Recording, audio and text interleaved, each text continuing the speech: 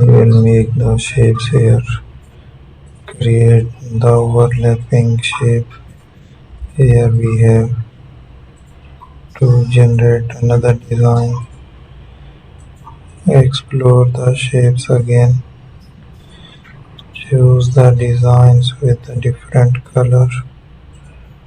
Try the different picture here. Make the designs again. Edit. Explore some different options. We are finding another design to choose it.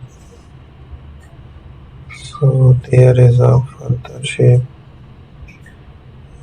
We are choosing that designs.